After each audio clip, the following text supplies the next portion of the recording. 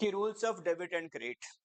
अब rules of debit and credit इसको हम और भी क्या बोलते हैं, गोल्डन रूल के नाम से भी जानते हैं। ठीक है, तो रूल्स ऑफ डेबिट एंड जो क्रेडिट है वो क्या है एक्चुअली समझते हैं।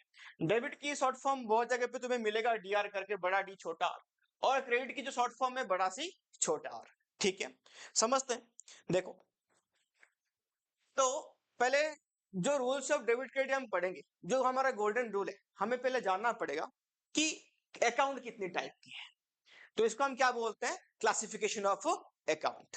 देखो, क्लासिफिकेशन ऑफ अकाउंट दो टाइप में डिवाइड है। पहले क्या हो गया हमारा ट्रेडिशनल, फिर क्या आ गया ये मॉडर्न। ट्रेडिशनल मतलब पुरानी, मॉडर्न तो मतलब नया, ये छोटी सी बात है।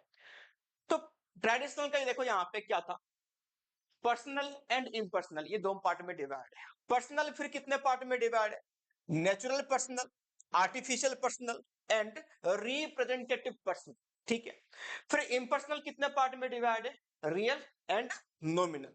फिर यहां पे आ जाओ, अब मॉडर्न, इसके अंदर क्या क्या हम बाद में देखेंगे। ये तुम्हारा क्लासिफिकेशन हो गई, इसके अंदर क्या क्या आइटम है वो हम नेक्स्ट स्लाइड में समझते हैं।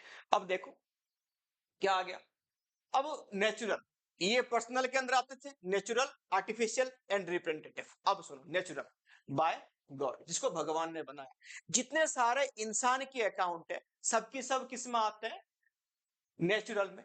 अब कौन सी ऐसे अकाउंट है, ओनर ने जो पैसा इन्वेस्टमेंट किया, ओनर मतलब बिजनेस का ओनर, मालिक, तो उसकी क्या अकाउंट जो आता है वो कौन से अकाउंट में आता है, कैपिटल अकाउंट में आता है। जाहिर सी बात है इंसान की अकाउंट है तो ये क्या आएगा, नेचुरल अकाउंट में। डेटर्स यानी जो बिजनेस से उधार लिया था वो डेटर, वो भी एक इंसान होगा। अगर वो एक इंस्टीट्यूट होगा वो नहीं आएगा, बट अगर इंसान होगा, राम श्याम हरि किसी, तुम्हारा नाम हो गया, तो यहाँ पे क्या आएगा, वो डेटर है, वो भी एक कौन से आएगा, नेचुरल पर्सनल अकाउंट में आएगा। क्रेडिटर सेम है, यानी जो बिजनेस को उधार दिया है। ठीक है, उधार दिया है, अगर कोई इंस्टीट्यूट ने उधार दिया तो वो आर्टिफिशियल में आ जाएगा। अगर किसी पर्सन की नाम से दुकान है, कि पर्सन से उधार लिया तुम लोग, नेचुरल पर्सनल है, तो वो किस में आएगा, नेचुरल पर्सनल में आएगा। ड्रॉइंग्स कौन करता है, ओनर करता है। जाहिर सी बात है जो ओनर है वो तुम्हारा क्या है, पर्सनल अकाउंट है। ओनर मतलब इंसान। अब आर्टिफिशियल, आर्टिफिशियल क्या होता है, जो सारे इंसानों ने खुद बनाया है। ठीक है, तो यानी all business and non business units, चाहे वो बिजनेस वाला यूनिट हो चाहे वो non business unit. Non business क्या होता है, इसको हम और भी बोलते हैं नॉन प्रॉफिट ऑर्गेनाइजेशन। इसको तुम और एक लैंग्वेज में जानते हो जिसका नाम है एनजीओ। क्या जानते हो रे, एनजीओ के नाम से जानते हो गया जी। आगे ले, फिर देखो यहाँ पे, तो यानी सारे जितने सारे बैंक की बात कर लो, तुम्हारे स्कूल की बात कर लो, जितने बिजनेस, एचसीएल, विप्रो, किसी का भी बात कर लो, वो आ जाएंगे आर्टिफिशियल के अंदर। डन। फिर यहाँ पे आ जाओ, अब क्या बच गया हमारा, रिप्रेजेंटेटिव। इसका मतलब अगर तुम्हें याद रखनी है तो ऐसे याद रखना, आधा अधूरा अकाउंट, पूरा अकाउंट नहीं है। कैसे, क्योंकि ट्रांजैक्शन यहाँ पे पूरा तो हुआ ही नहीं। एक्सपेंसेस आउटस्टैंडिंग, और यहां पे दो आते हैं, expenses outstanding and expenses prepaid. क्या होता है आउटस्टैंडिंग, वो एक्सपेंसेस जो ऑलरेडी खर्चा हो गया, अभी हमने यानी बिजनेस ने अभी तक उसको पेमेंट करा नहीं, यानी येट टू बी पेड, अभी पेमेंट करना बाकी है, हमारे ऊपर उधार है, तो यहाँ पे क्या आ जाएगा, ये आउटस्टैंडिंग एक्सपेंसेस। ठीक है, फिर यहाँ पे क्या आएगा, प्रीपेड। प्रीपेड का मतलब क्या है, पेमेंट मेड इन एडवांस। अगर हमने एडवांस में पेमेंट कर दिया, इसकी जो बेनिफिट हमें बाद में मिलने वाली है, तो ये भी हमारे लिए क्या होता है, यानी पूरा रियलाइजेशन हुआ नहीं, तो ये भी एक आधा अधूरा अकाउंट है, तो इसको हम बोलते हैं प्रीपेड एक्सपेंसेस। फिर आ जाओ इनकम में। इनकम में क्या था, इनकम रिसीव इन एडवांस, काम नहीं किया, पहले से ही मिल गया हमें पैसा, यानी काम करके देना पड़ेगा, अभी भी आधा अधूरा है। एक्रूड इनकम, यानी काम तो कर लिया बट अभी हमारे जेब में पैसा नहीं आया। तो ऐसे टाइप की जो फुल्ली ट्रांजैक्शन कंप्लीट नहीं है जहां पे, वैसे अकाउंट को हम किस में डाल देते हैं, रिप्रेजेंटेटिव अकाउंट में। कहां डालते हैं, रिप्रेजेंटेटिव। एक्सपेंसेस की दो, इनकम की दो, यह नाम देख लो। ठीक है, आगे आ जाओ, फिर आ जाओ, हमारा इम्पर्सनल दो टाइप का था, एक था रियल और एक क्या था, नॉमिनल। पहले समझते हैं रियल क्या है। रियल का मतलब है ऑल एसेट्स, चाहे वो टेंजिबल हो चाहे इंटेंजिबल हो, जितने सारे एसेट्स अकाउंट, उसको हम क्या बोलते हैं, रियल अकाउंट बोलते हैं। और नॉमिनल अकाउंट किसको बोलते हैं, जितने सारे income, expenses, profit, loss, gain, ये सब की सब कौन से अकाउंट में आएगा, नॉमिनल अकाउंट में आएगा। फॉर एग्जांपल मैं यहाँ पे बातें करता हूं, यानी मैंने बोला कि लैंड अकाउंट, तो किस में आएगा, रियल की नॉमिनल, कि तुम क्या बोलोगे कि ये रियल में आएगा, क्योंकि लैंड एक क्या है, एसेट्स है। मैं बोला बिल्डिंग अकाउंट, तो क्या बोलोगे कि रियल में आएगा, तो क्यों है कि ये एसेट्स है। मैं बोला गुडविल, एक इंटेंजिबल एसेट्स है, चाहे टेंजिबल हो चाहे इंटेंजिबल हो, वो किस में आएगा, कि रियल में। ठीक है, अब आ जाओ नॉमिनल। मैंने पूछा सैलरी, सैलरी एक एक्सपेंसेस है, वेजेस एक्सपेंसेस है, स्टेशनरी एक्सपेंसेस है, इंश्योरेंस प्रीमियम एक्सपेंसेस है, तो ये सब कौन से अकाउंट में आएंगे, तुम्हारा नॉमिनल अकाउंट में। ठीक है, तो ऐसे होती है अकाउंट की क्लासिफिकेशन। आगे चलो, अब आ जाएगा मॉडर्न। मॉडर्न में क्या था, देखो एक बार, कैपिटल, ये जैसे तुम अभी पढ़ रहे हो, capital, liability, assets, expenses and revenue.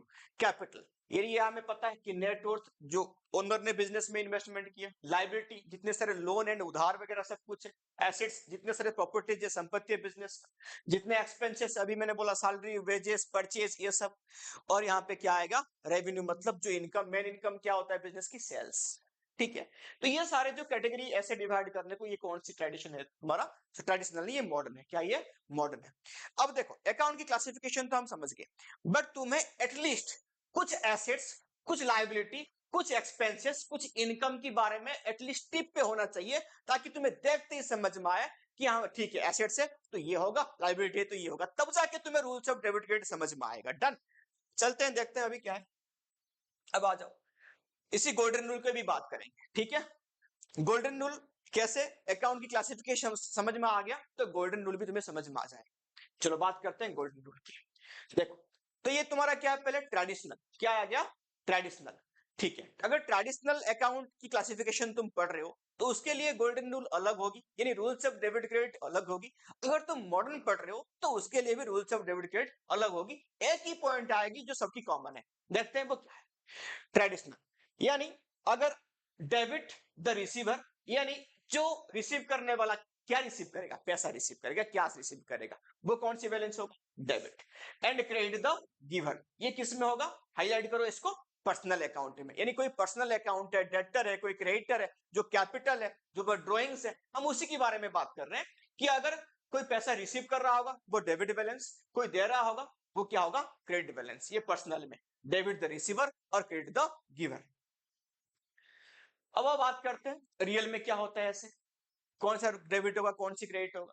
Debit what comes in, जो बिजनेस के पास आया वो क्या होगा तुम्हारा, debit. Credit what goes out, जो गया वो क्रेडिट। फॉर इसके एक एग्जांपल देके मैं समझा देता हूं, सुनना। कि फॉर एग्जांपल तुमने क्या क्या बिजनेस में तुमने बिल्डिंग खरीदा, क्या खरीदा, बिल्डिंग। बस मैंने ये नॉर्मल बोल रहा हूं कि परचेज अ बिल्डिंग, बस भैया। और बदले में तुमने इसको कैश पेमेंट किया, purchase a building against cash of 50 lakh. ठीक है, डन। समझो यहाँ पे तुम्हारे पास क्या आया, तुमने क्या खरीदा, बिल्डिंग खरीदा, तो बिल्डिंग तुम्हारे पास आया तो कौन सी बैलेंस होगा, debit balance. Debit what comes in, गया क्या, कैश गया तुमसे 50 लाख रुपए गया, तो जो गया वो कौन सी बैलेंस होगा, क्रेडिट बैलेंस। यानी हर एक ट्रांजैक्शन में बिजनेस में एक डेबिट होगा तो पक्का क्या क्या होगा, एक क्रेडिट होगा। तो इसको समझते हैं, ऐसे एग्जांपल लेकर समझना, ये रियल की बात है। अब यहां पे आ जाओ, फिर क्या आएगा, ऑल एक्सपेंसेस एंड लॉसेस, ये कौन सी बैलेंस होगा, debit balance. All income, gain and profit, ये कौन सी बैलेंस होगा, क्रेडिट बैलेंस। ठीक है, तो एक सिंगल सा मतलब समझना कि डेबिट यहां पे अगर पूरा ओवरऑल देखो ना तुम, तुम्हें ऐसे समझ में आएगा, ये हम ट्वेल्थ में भी पढ़ते हैं कि अगर हमारे पास से कैश आउटफ्लो हो गया, कैश गया, तो कौन सी बैलेंस होती है, ये डेबिट। अगर कैश हमारे पास इनफ्लो हुआ तो हम कौन सी बैलेंस कर देते हैं, क्रेडिट। अब ये मत समझना, ये तो मैंने ऐसे ही बोला तुम लोग को, वो ट्वेल्थ में अपने आप समझ में आ जाएगी। अब ये गोल्डन रूल भले याद रख, ठीक है। All expenses losses debit, all income gains ये प्रॉफिट, ये क्या हो गया, क्रेडिट हो गया। ये तुम्हारा कौन सा था, ये ट्रेडिशनल क्लासिफिकेशन। अभी आएंगे कहां पे, मॉडर्न में। देखो मॉडर्न क्या था, एसेट लायबिलिटी की स्ट्रक्चर। तो एसेट्स अगर इंक्रीज हुआ, यानी हमारे पास अगर एसेट्स बढ़ गए, परचेस करने से बढ़ते हैं और क्या, तो कौन सी बैलेंस होगा, ये डेबिट। अगर एसेट्स हमारे पास कम हो गए तो कौन सी बैलेंस होगा, ये क्रेडिट बैलेंस। अब बात करते हैं लायबिलिटी की। देखो, तो लायबिलिटी अगर इंक्रीज हुआ तो ये होगा क्रेडिट बैलेंस, और लायबिलिटी डिक्रीज होगा तो ये होगा डेबिट बैलेंस। डन। फिर देखो, हाँ, यहां पे और एक रूल है, कौन सा वाला रूल, ये वाला। देखो ये सबके लिए सेम सेम है, ये वाला चाहे मॉडर्न हो चाहे तुम्हारा क्या नाम है इसका ट्रेडिशनल हो, दोनों के लिए सेम है। ऑल एक्सपेंसेस लॉसेस ये डेबिट बैलेंस होता है, ऑल इनकम गेन्स ये क्या होगा, प्रॉफिट, ये तुम्हारा क्रेडिट बैलेंस होगा। ठीक है, ये सबके लिए कॉमन है। बाकी ऊपर जो पर्सनल रियल में थोड़ा सा डिफरेंस है वो दोबारा जाके चेक कर लें। हो गया जी। अब मैं लास्ट में क्या बोल रहा था, एटलीस्ट तुम्हें कुछ एसेट्स, कुछ लाइबिलिटी, कुछ एक्सपेंसेस, कुछ इनकम टिप में होना चाहिए। वो यहाँ ऐसे नहीं कि इसके अलावा और कुछ आएगा नहीं, बहुत सारे एक्सपेंसेस है, बहुत सारे एसेट्स है, बट ये तुम्हें याद कम से कम तो होनी चाहिए। एग्जाम्पल के तौर पे एसेट्स देखो, land assets, building assets, machine assets, furniture, goodwill, copyright, prepaid expenses, accrued income, debtor, bills receivable, ये हमारा क्या है, ऑल आर एसेट्स। लाइबिलिटी में देखो, creditor, bills payable, debentures, borrowings, outstanding expenses, income receive in advance, bank overdraft, ये सब की सब क्या हो गया तुम्हारा liability. Income, sales, rent receive, commission receive. एक चीज यहाँ पे तुम्हें मिलेगा कि तुम्हें लिखा होगा यहाँ पर रेंट रिसीव और खाली रेंट लिखा होगा। तुम्हें इसमें बहुत टाइम पे फाइनल अकाउंट इस टाइम पे करोगे, थोड़ा सा कंफ्यूजन से आओगे। तो एक्सपेंसेस कब होगा, इनकम कब होगा, वो देखना। अगर तुम्हारे पास खाली नॉर्मल, ना डेबिट में लिखा ना क्रेडिट में लिखा, खाली नॉर्मल रेंट दिया, तो उसको एक्सपेंसेस कंसीडर करना। और कहीं पे लिखा होगा रेंट क्रेडिट बैलेंस या रेंट रिसीव, तब जाके मानना कि इनकम है। ये बात याद रख लेना, सारे एक्सपेंसेस की डायलॉग ऐसे ही। उसके बाद ये देखो, परचेज सबसे बड़ा एक्सपेंसेस है, wages expenses, rent, salary, insurance premium and stationery, ये सब की सब क्या है, कुछ इतना कम से कम तुम्हें टिप में याद होना चाहिए। ठीक है, ये बार बार देखना, सेव कर लेना इसको। और ये पीडीएफ में तुम्हें भेज दे रहा हूं अभी, इसका लिंक भी डाल दूंगा, वो तुम्हें काम आएगा, वो भी चेक कर। डन। चलो ये पहले पढ़ लो, फिर मैं तुम्हें क्वेश्चन कराऊं।